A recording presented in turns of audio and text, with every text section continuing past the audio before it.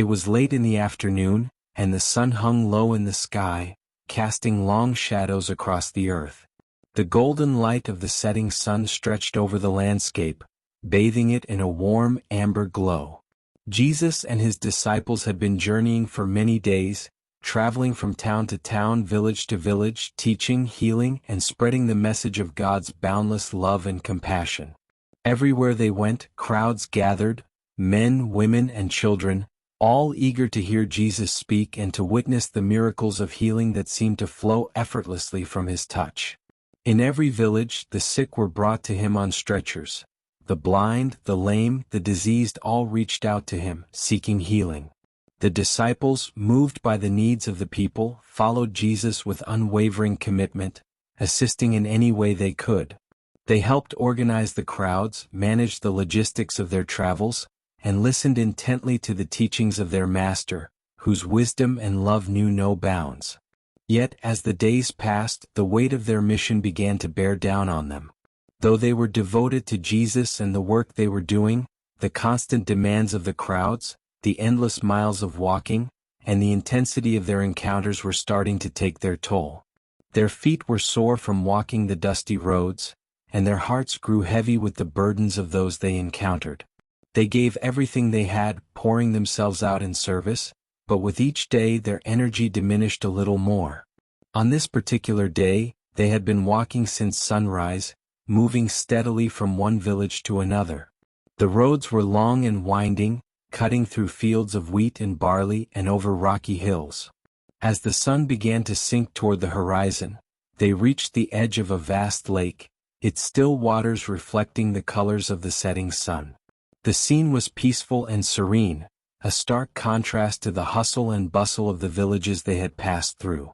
Jesus, ever aware of the hearts and minds of those around him, could sense the weariness in his disciples.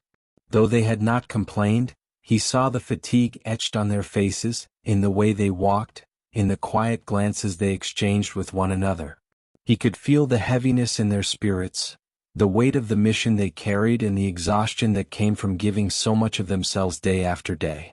Without a word, Jesus gently led them to a grassy hill overlooking the lake. The grass was soft beneath their feet, and a gentle breeze rustled through the olive trees that dotted the landscape. The air was cool and refreshing, a welcome relief after the heat of the day. "Come," Jesus said softly, gesturing to the grass. "Sit with me here for a while."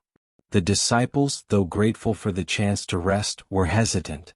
Some of them exchanged glances, their minds still racing with thoughts of all that needed to be done.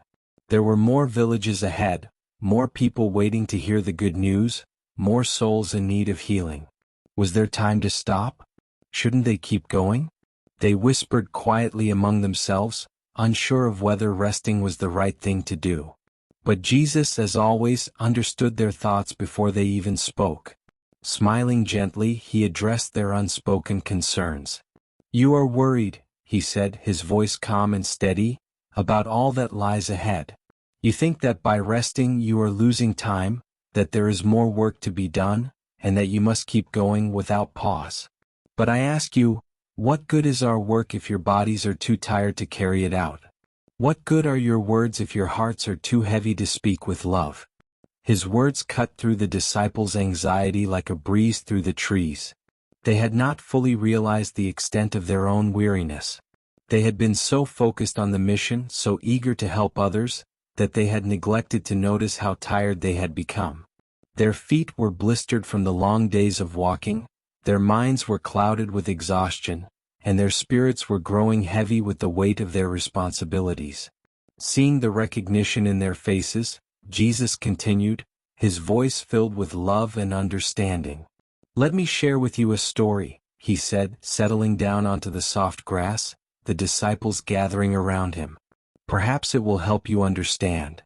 The disciples, ever eager to learn from their teacher, leaned in closer, their weariness momentarily forgotten as they prepared to listen. "There was once a farmer," Jesus began, "who lived in a small village nestled between the hills. He was known throughout the region for his dedication and hard work. Every morning, long before the sun rose, he would rise from his bed and head out to the fields. He worked from dawn until long after the sun had set, tending to his crops with great care and attention. He plowed the earth with strength, planted his seeds with precision, and watered the soil diligently. The farmer believed that if he worked hard enough, if he gave everything of himself to his fields, his crops would grow faster, taller, and stronger than any other farmers in the region. The disciples listened intently, already sensing that there was a deeper lesson within the story. The farmer, Jesus continued, was so consumed by his work that he never stopped to rest. He did not take time to enjoy his meals, and he slept only a few hours each night. He believed that every moment spent resting was a moment wasted, a moment that could have been used to ensure his crops would thrive. He pushed himself harder and harder each day, convinced that the more he worked, the greater his harvest would be. The disciples nodded to themselves. They understood the farmer's reasoning, for they had been feeling the same way. The urgency of their mission, the desire to help as many people as possible, had driven them to push themselves beyond their limits. One day, Jesus said, as the farmer was working under the hot sun, an old and wise traveler happened to pass by. The traveler stood for a while at the edge of the farmer's field, watching as the farmer toiled away. He saw the sweat pouring from the farmer's brow, the calluses on his hands, and the deep lines of exhaustion etched into his face. After observing him for some time, the traveler approached the farmer and spoke kindly to him. "You work hard, my friend," the traveler said, "but do you ever rest? Do you ever stop to enjoy the fruits of your labor?"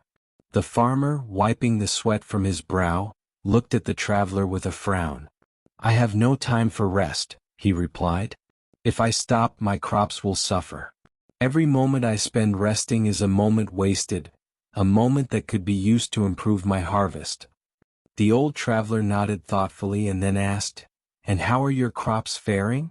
The farmer hesitated, glancing out at his fields. "Not as well as I had hoped," he admitted. "Despite all my work, the plants seem weak.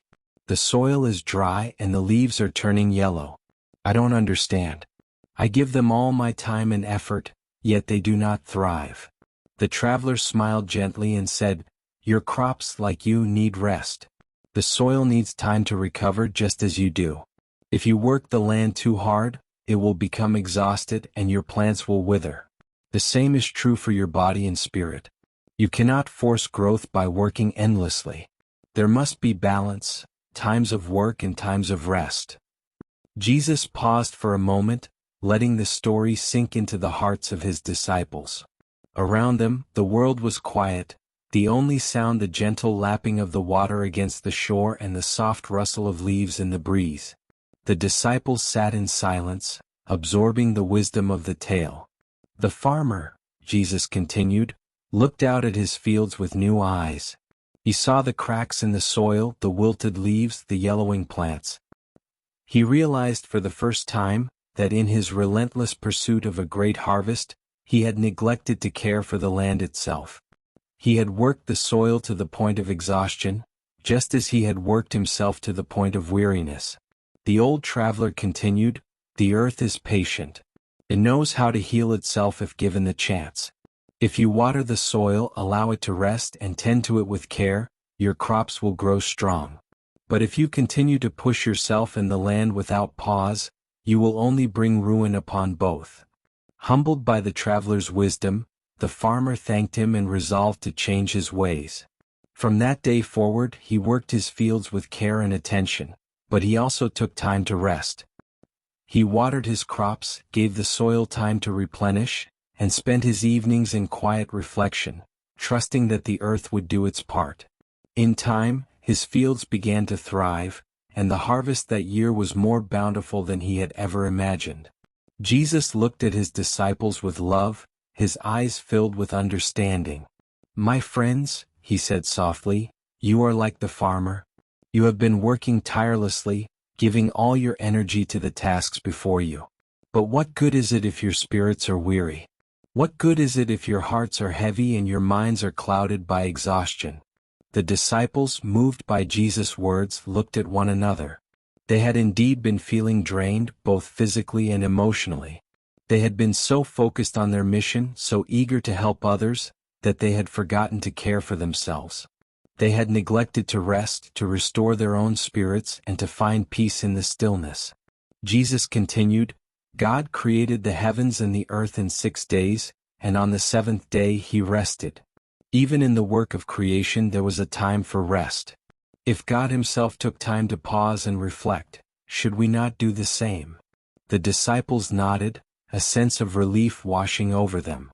They had been carrying so much, physically, emotionally, and spiritually. But now they understood that rest was not a weakness. It was a gift from God, a necessary part of their journey. When you rest, Jesus said, you open your hearts to God's grace. You allow His peace to fill you and you make space for renewal. Just as the soil needs time to heal and the crops need time to grow, so too do you need time to restore your strength. Do not fear rest, for it is in those quiet moments that you will find clarity, strength, and the presence of God. The disciples, deeply moved by Jesus' words, felt a profound sense of peace settling over them. They realized that their mission was not just about endless work, but about balance, about serving with love and joy and also taking time to care for their own souls. As the last rays of sunlight disappeared behind the hills and the first stars began to twinkle in the darkening sky, Jesus looked at his disciples with tenderness. Let us rest now, he said gently. For tomorrow will bring new challenges, but we shall meet them with renewed strength, knowing that we are held in God's care. And so, under the vast sky and by the still waters of the lake, the disciples lay down and rested. They closed their eyes, no longer burdened by the weight of their work, but comforted by the wisdom of their teacher, who had shown them the true meaning of balance, peace, and the grace of rest. This is end of the story. Please like this video and subscribe this channel for more Jesus story like this. May the God watch over you.